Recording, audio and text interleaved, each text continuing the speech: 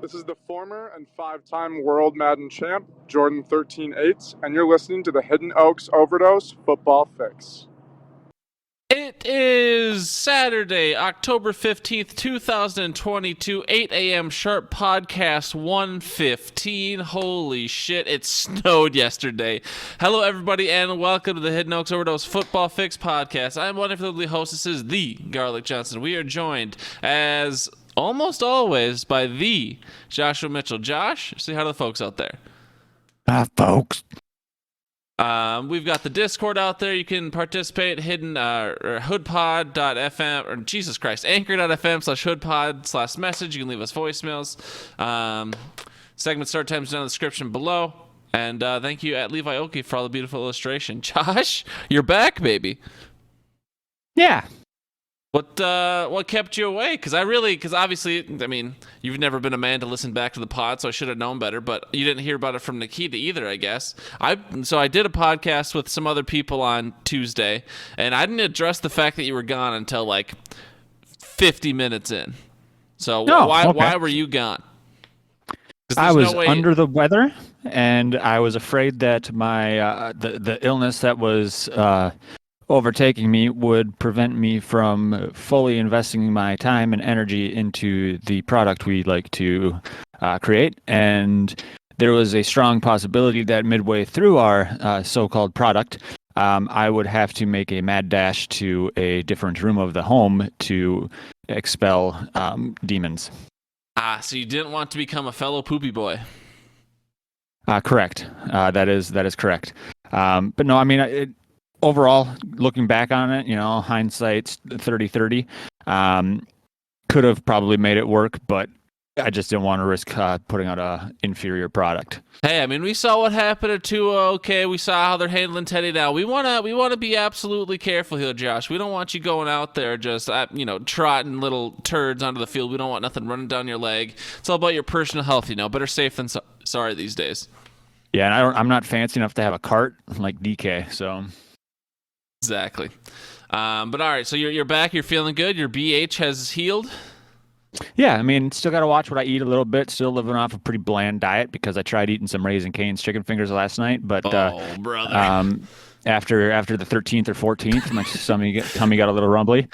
But no, I only had 3, but yeah, just gotta be careful. Food's not sitting too well right now. But how are you, Gar? Josh, I'm doing good. Again, waking up yesterday, seeing fucking snow on the ground, that was a bit alarming, I'll be honest. We're not ready for that. Obviously, it didn't stay. We're not in the climate or the temperature just yet that the snow's going to be sticking and being inconvenient, but what are we doing snowing on October 14th? It looked like it hit the cities harder than here, honestly. Yeah, it was interesting. I wasn't too upset. I like the snow. I mean, I was a little bit kind of like, because it was the first day that I had to drive into work in a while. Sure. But at the same time, it was fine. I woke up at 4 because Kaya had to go outside and go potty. And so I let her out.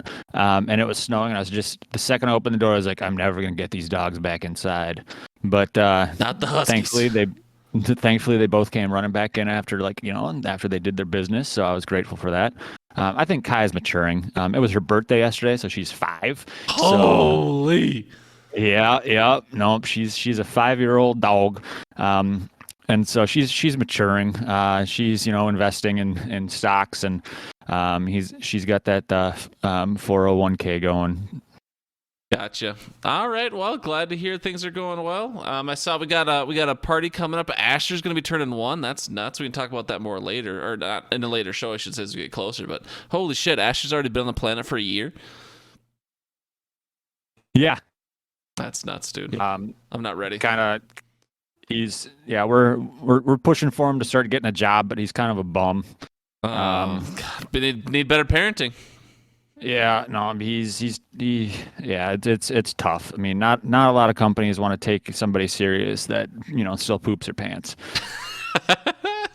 Josh says as he's wearing a diaper on the way to work on Friday. All right, it was never that bad. Let's hop into some start sit, shall we? Not to be confused with start and shit, which is what you were doing all week. Yeah. All right, Josh, how did we do last week? Last week, I think we're on a trend of just 3 out of 5 passing grade. This week, though, when we went 3 out of 5, we got a positive compromise. Oh yeah. We got a plus 1.7. Only really 2 players killed us, and 1 player really killed us.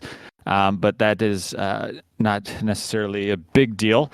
Overall, we're 15 out of 25 for a positive 35.35. So if you had been listening to us, you would be in a positive. And so this week, I've got a few more for us. Once again, using that narful.com games accuracy challenge that I've been participating in. No big deal. Top 10, 1,000. Top 1,000, that's pretty good. Top 10,000, I mean. This week, we got old dogs, quarterbacks. Got Matt Stafford versus Aaron Rodgers. Stafford's going up against Carolina at home, and Rodgers is going against the New York Jets at home. I figured, both of them not necessarily. Stafford's been struggling. Rodgers is, he hasn't been struggling per se, but he just has, he starts hot and then he'll fizzle out quick. So, Guard, do you have any strong opinions one way or another? Well, first of all, no one really talks about it much. Stafford is 34 fucking years old, dude. Stafford's ancient. I know it doesn't feel like it, but Stafford has only gone over 11 points 1 week this year. Stafford is wholly disappointing. I don't care if they're playing Carolina necessarily. I guess because Atlanta and Arizona, Arizona's not really known for their world-beating defense. Atlanta's the one time he did go over 11 points, so I guess maybe Stafford could get somewhere like 15 points. Whereas Aaron Rodgers, he's been over 15 every week, but at week one at Minnesota, shout out. But I think Rodgers certainly has the safer floor here. Maybe Matt Stafford could boom against a terrible Carolina team, but I'd prefer to go the safe route probably and give me Rodgers with, probably 16 points. He's been extremely consistent. Not a lot of touchdowns not a lot of key. More interceptions this year than not. Yeah. I think, last year he started off like that too, where he had like 3 interceptions in the first 4 weeks, and then he finished with like 3 or 4. So he does that, it seems. Yeah, I'd say Rodgers is probably the safer floor there. At home against a disappointing loss to New York, where he's kind of, I don't know, he wasn't necessarily to blame, but he didn't do himself any favors at the end. So I would say, Rodgers is probably a safe bet. Hopefully coming out for some anger of revenge against that New York team that plays in the same stadium as the other New York team. Sure. So, I would say Rodgers in this situation. All right, we're both going Rodgers for the floor. Even recognizing, I don't want to hear it, Al, about who could be, go fuck yourself, Al. Moving on, next we've got kind of the, they started the year down the depth chart, but they have now been thrust into the starting role for one reason or another, so they're the backup no mores. We got Jeff Wilson playing at Atlanta, and we've got Kenneth Walker III or Kenneth Walker Jr., one of the two, playing the third versus Arizona at home. Josh, who are you feeling here? Jeff Wilson out of North Texas, Ken Walker out of Michigan State. What are they going to do? They're going to run the ball. So I guess at this point, they're both kind of a toss-up in my mind. Ken Walker obviously had a really long run last week. Seattle's offense has actually looked surprisingly good this season so far. Jeff Wilson, he had some burst when I watched their game last week, going up against a struggling Atlanta defense. And so I guess, to be honest, it's I'm leaning Jeff Wilson just because of, kind of he's had that starting role. They're going up against Atlanta. And so it's not necessarily, out of the division where Ken Walker's playing in the division. And so I would say, that's kind of where I'm leaning. I think that Jeff Wilson is going to get the ball a little bit more in the passing game. Whereas Ken Walker, he's not necessarily known as a pass catcher. And so that's kind of, I'm leaning Jeff Wilson in this one. Sure, I'll lean Jeff Wilson with you as well. You say he'll get involved in the passing game. Over the last 2 weeks, he only has 1 reception. But I hear more likely than Ken Walker. Sure. I guess, if we're thinking, again, I think Jeff Wilson certainly has the safer floor. He's put up double digits since he's been the starter. Obviously, Kenny Walker is just coming into his own here in this first week as a starter. He did put up double digits last week. Kenneth Walker has the bigger boom factor, so Al, if you want to play Kenneth Walker, you go for it. But I'd prefer Jeff Wilson, I guess. I'm starting Jeff Wilson in one of my leagues, so. And you went 8-0 last week. So, yeah, we're going Jeff Wilson. I'm the expert. Just a little sidebar on this one. I kind of, with Ken Walker, I'm a little disappointed because in the Deflate These Balls League, if Damian Pierce wasn't on a bye, I would have started all 3 rookie running backs I just drafted. But can't win them all. Right. Next week. Actually, it's going to have to be one of these weeks because I don't have any other running backs on my team. But yeah, moving on. What can Brown do for you, Gar? We've got Marquise Brown at Seattle versus A.J. Brown versus Dallas. 2 Browns that we were down on in the beginning of the season, but they've seemed to turn it around and brought the A game to town. Which Brown do you want? Yeah, I mean, there's definitely a little bit of crow on my face. I expected the demise of Hollywood, and he has been lighting it up in terms of fantasy. Week 1 started a little slow, only 6 targets for 4 receptions, but then he's had 11 targets, 17 targets, 11 targets, and 10 targets. So he is certainly getting lots of volume. We will see what the world looks like once D-Hop comes back, once the nuke is nuking.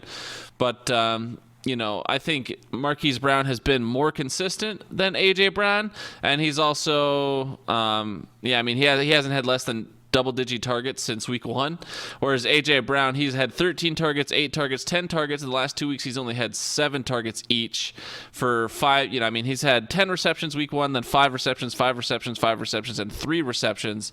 So, Hollywood seems like the much smarter play, but I don't know. Maybe you know something I don't, Josh. Nope, I don't. I would go with Hollywood just because I think that, like you said, he has been proving us wrong because we were both kind of down on him. A.J. Brown, I think I was a little bit indifferent on. I did say that I didn't think he'd do as well as he is doing, so I will admit that. But I do think that just with how it's been trending in the past few weeks, A.J. Brown's been not on the downswing, but he hasn't been getting the targets he usually has just because the run game's so strong. And so I would go with Marquise Brown as well. All right, Josh, next we got a couple tight ends. Pretty simple here. We got Taysom Hill, who is basically a fantasy cheat code when he goes off, but it's hard to predict. And then he's going up against Cincinnati, the defending Super Bowl losers. And then we've got Dallas Goedert playing versus Dallas. Who do you like in the tight end slot? Neither. No, Fuck him. In Hidden Oaks, I've got Taysom going. He was still a waiver last week, or this week, so I managed to get him because of my waiver priority being 1 or something close to that. Why, Josh? Why is your waiver priority so high? Well, let's just say I have been getting a little unlucky the last few weeks. I thought you were the only undefeated head-to-head team. What happened? Things. And so but then I also, Goddard does get plenty of targets. Dallas, their defense, I'm not too sure on. I'm trying to find it here, but I can't because I'm lazy. So I would say I'll listen to your arguments and see if that helps sway me either way. Just because, like you said, the Taysom has the boom, Goddard has the targets. Yeah, excuse me. Dallas Goedert, that is, has been pretty consistent, at least in the target game. He's gotten an average of 5 just about. He went 4, 6, 4, 6, and then 9 last week against Arizona, which Arizona a bit more of a shootout game versus, Detroit was a shootout game, I guess. Not that anyone expected it to be, but he's had 3, 5, 3, 5, and 8 receptions, so he's definitely averaging that 4 to 5 receptions, a little higher now at that 8 last week. Dallas Goedert has a very safe floor. He's currently tight end 5, which I didn't expect him to be at this point this year. I thought he would be the number 3 target, and it seems like there's been enough for, if anything, it seems like last week A.J. Brown was the odd guy out with Devonta Smith and Dallas Goedert getting plenty of work. That being said, Taysom Hill, obviously I can't just sit here and go over his stats because it's not like he has anything consistent at all, but as long as Jameis has been it definitely seems like with Andy Dalton as the starter, they want Taysom Hill more involved in the game. We saw that with Minnesota and definitely last week at Seattle. So I think with Jameis Winston out yet again, Andy Dalton as the starter, I think Taysom Hill should have a safe floor. I'm going to predict now he should have a safe floor of at least 10 fantasy points. I'm guessing he gets some sort of touchdown in there, rocks off some sort of big run. Dude is making plays. So, I think they're both good fantasy starts, but this week, all right, I shouldn't say this week, but in this position, I know I've been taking the floor earlier. I would swing Taysom Hill just because, you're probably, unless you drafted Kelsey or Andrews, you're hoping for a boomer bust out of your tight end position anyways. So I would play Taysom Hill over Dallas Goedert because that boom could be big. Otherwise, they'll probably finish about the same. So yeah, I think the floor is the same. I think that the Dalton factor is the big one there. So Dalton plays, put in Taysom. If Dalton is playing, but if it were to be Winston, we'd probably go Goddard. Is that? Yeah, probably. Yeah. So that's I'll roll with Taysom on that one. This next one I've got I labeled as some poor souls team because this could honestly be somebody's starting lineup. It's going to be 2 wide receivers, a running back, and a tight end. And it's George Kittle at Atlanta, Alec Pierce versus Jacksonville, Tyler Boyd at New Orleans, or Mike Boone at the Chargers. It's 4 names, 4 players that, if you got bitten by injury bugs, could be your starters, which is unfortunate. I know where I'm leaning. Gar, I want to see if you're on the same page as me. So would you like to kick us off with your gut reaction? I'm sure you're leaning Alec Pierce, but to just go here player by player, I just want to get my prediction out of the way. George Kittle, you and I definitely thought that he would be kind of booming with Jimmy G back. Obviously, he's got the snap share there. He's the fucking starting tight end now that he's not injured anymore, but he's had 4 fantasy points, 3 fantasy points, and 5 fantasy points, 5, 4, and 6 targets. He's been pretty disappointing, pretty lackluster so far. The Denver defense can be kind of tough. The Rams haven't been what they used to be. Carolina defense certainly, I don't think, is known for being that tough. They're playing Atlanta this week, so certainly the easiest matchup they've maybe had, but I don't think you can start Kittle in a flex. He's currently the tight end 45 in standard, the tight end 35 in PPR. That is depressing.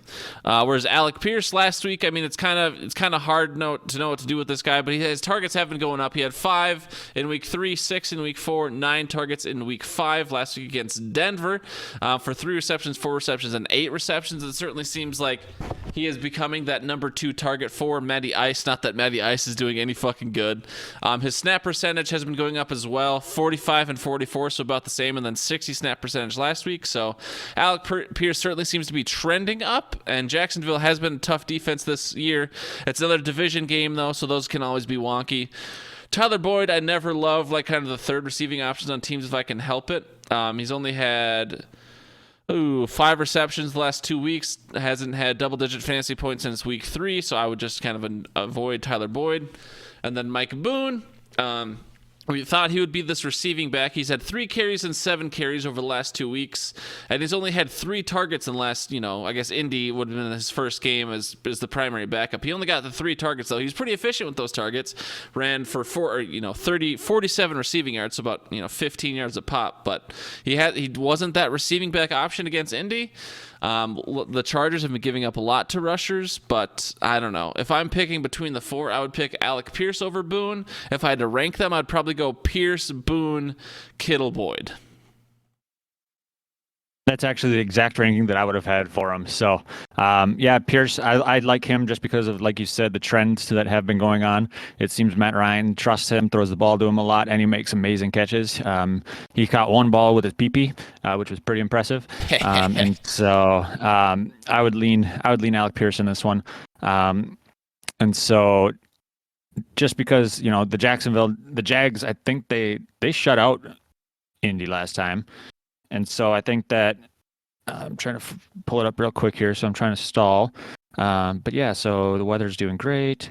And in week 2 against Jacksonville, he didn't play. So I think that maybe they'll utilize him a little bit and see if they can't get things rolling with him. So I would lean Pierce in this one. But yeah, Boone was a second for me. Gotcha. All right. Well, those are our start sits. We don't have anyone in the chat or anything, so we can't give any live ones.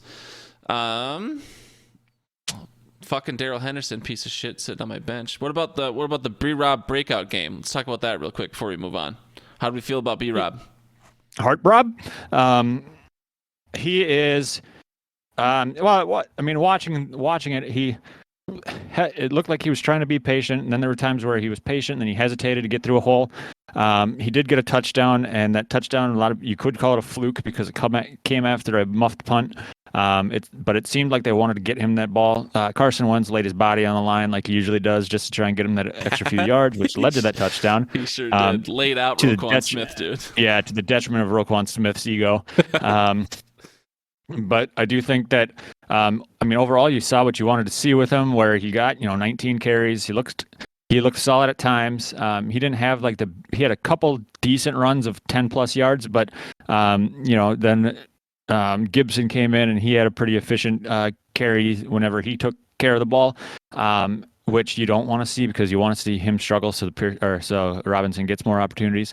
But at the same time, Gibson definitely has taken a back seat to him. So, and even McKissick, it seems. So Gibson looks like the third on that team. And so, yeah, I liked it. I was happy that I put him in a couple lineups, or in a lineup. Tyler Herman's probably not, because I'm playing him in 2 leagues, and I had Brian Robinson starting in 2 leagues, so that touchdown probably made him upset. But yeah, I was all right with it. All right, let's move on to some FanDuel fun here then, Josh. Who do we like in the FanDuel contest this week? You can see I listed out 3 players. I wasn't trying to cheat, but I figured you and I would both universally agree on those first 3 just based on kind of the roles they've been thrust into. But who do you like individually this week? Yeah, those first 3, I agree. I thought for a second that the price that you'd put for your last guy was the price for those 3 too, so I went back and checked my lineup because I have all 3 of those in my lineup, and I was like, you're lying to me. No. But yeah, so I like Alec Pierce this week. We talked a little bit about him last week, or in the last segment. He's only 5,900, so I wouldn't play him over a stud if you have the available cashage. But I would say that if you're wanting to focus more on the running back or other positions, tossing him in there for 5,900 isn't bad. And then ETN, somebody who has been not necessarily doing the hottest, but he's been his snap percentage has gone up and up, it seems. So I put him in for only 6,400. Similar situation though, where he's definitely one of those guys if you're looking to save some money in one position, so you can spend more in another to grab. He's only 6,400 this week.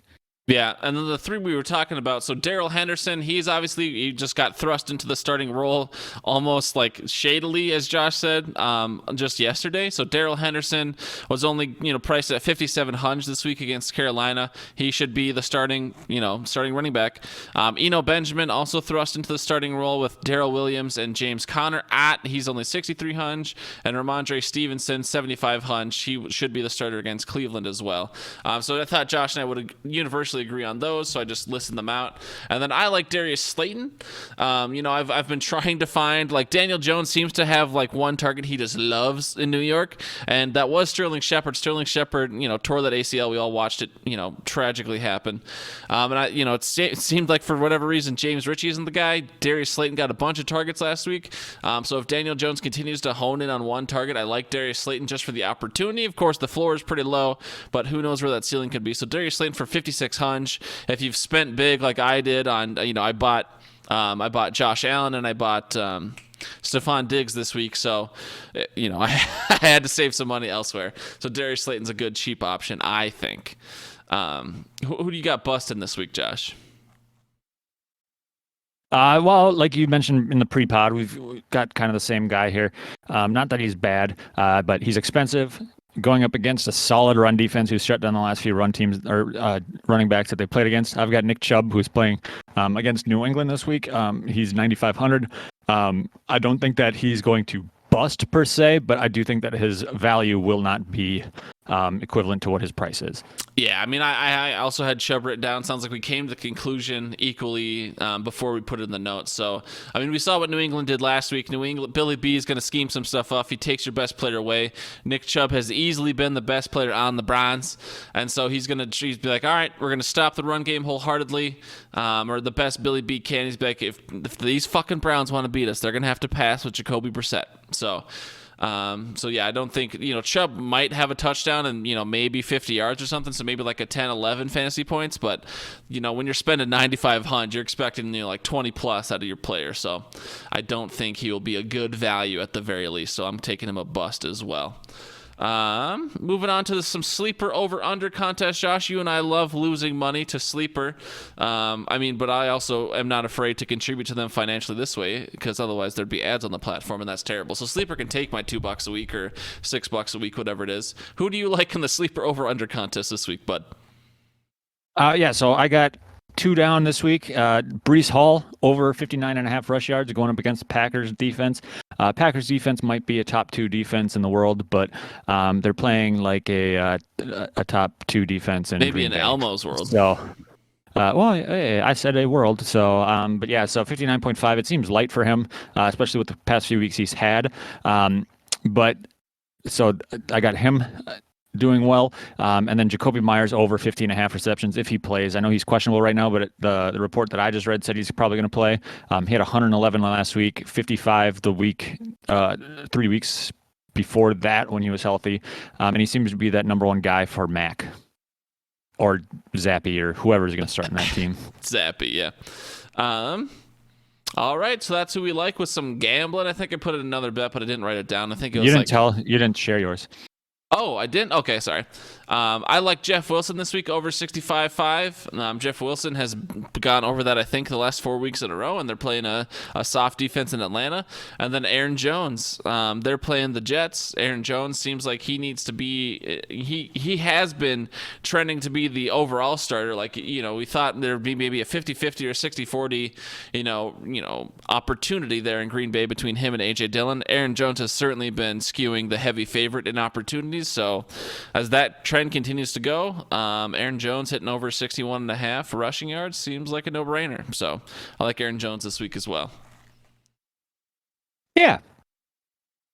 All right, that's it for the sleeper over/under, Josh. Just for a quick weekly preview, then. Did you get any good pickups on the waiver wire this week? Anyone you're excited about? How do you feel like you're doing in your leagues? Because obviously we missed your grain of salt. You don't have to go through your grain of salt, but just what's your fantasy vibe going into week 6 here?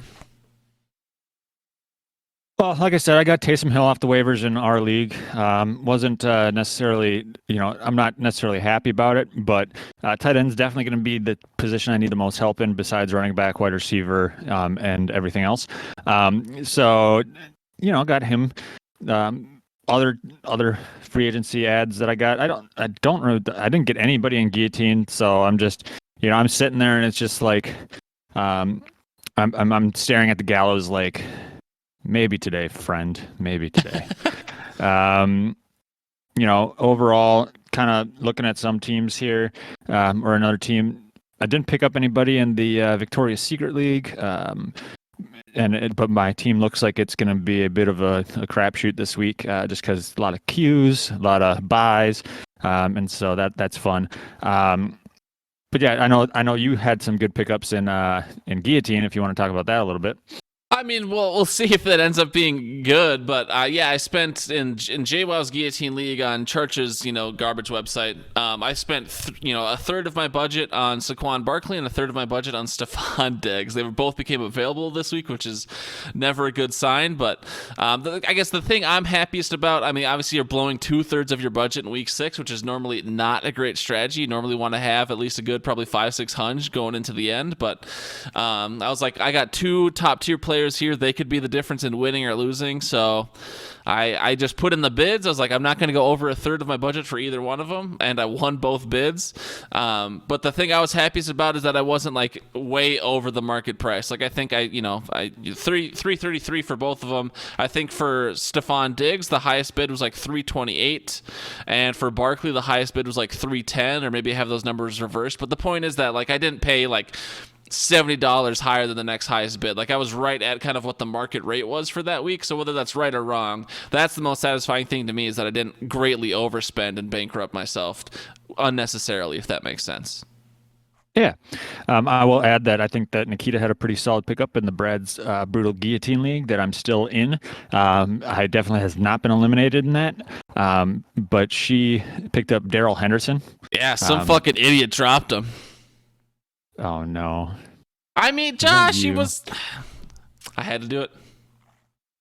Yeah, that was your 8th round pick, too. Yikes. It was trending down. What do you want from me? I don't know. Love. But yeah, so she was pretty happy about that because I'm pretty sure her running backs before that were a doody-doo. Cam Akers. I had Brian Robinson in that league. I have Lenny Lasagna. I have Damian Pierce. I have Michael Carter. I have Tony Pollard. I have J.K. Dobbins. Darrell Henderson was the odd man out. Yeah, no, I'm not saying you made the wrong choice. I'm just saying you made a bad choice. I'm just kidding. Not with the info ahead of the time, okay? Yeah, no, so that was a pretty solid pickup for her. Otherwise, yeah, I have nothing of note, I guess, to add. My grain of salt for last week, I went 4-2, no big deal. The two that I lost were in the Hidden Oaks against the median and against my opponent. But yeah. All right, KC, we'll get out of here very quickly, but KC Buffalo. I remember when I was watching that playoff game last year, I remember exactly where I was. I remember who I was watching it with, and they didn't really, give a shit about the game, but I turned to them at one point, and it's like, we are literally watching history here, just the back and forth of that game, especially at the end. KC Buffalo last year in the playoffs was absolutely wild. Do you think the 3:30 game or 3:05 game, whatever it is, this week in Kansas City, do you think it'll live up to that same hype it had last year, or will we see a bit more of not a dud, because I don't think either of these teams can put up duds, but do you think we'll see more of like a 20-24 game, maybe some better defense versus like a 40-40 game? I think we're going to see a repeat of the Thursday night game where it's going to end 12-7. Okay.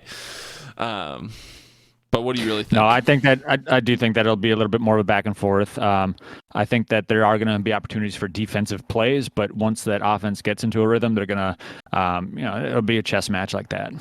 All right, and then Sunday night, we've got the undefeated Cooper Rush playing the undefeated Eagles. Whose streak ends? Who's the real fraud? I want it to be the Eagles because of the Cooper Rush storyline, but I do think that the Eagles are going to get the win in this one just because they have been hot. So, yeah, Eagles. All right. I feel it. I hear it, Josh. We can go ahead and get the hell out of here. Anything else you want to say to the folks before we dip set, as the kids would say? Go Packers. All right. Don't forget about interacting in our Discord. We appreciate you so much. Or you can leave us voicemails at anchor.fm/hoodbod/message. And best of luck to everyone in their Week 6 matchups. Goodbye, everybody. Unless you're playing me. Bye.